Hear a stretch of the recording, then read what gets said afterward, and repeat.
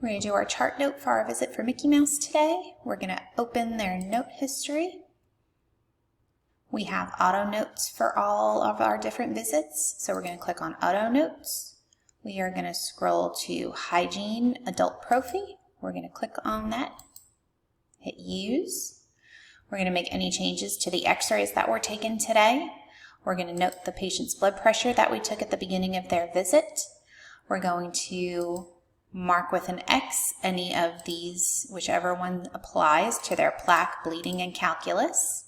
We're going to scroll on down. Any treatment that the doctor has diagnosed today, we are going to erase noted here, and we're going to list the treatment by phase that the doctor diagnosed on the patient today.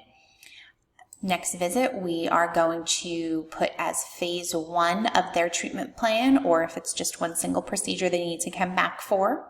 We're going to put their next recall visit that we have made for them before the patient leaves, and then you're going to sign off on your initials that you saw the patient today, as well as what doctor did your exam today. After that note is all done, you're going to hit Save Note, correct any spelling errors that may need to be corrected, or ignore if we're going to leave everything perio as is, and then your note is saved for today.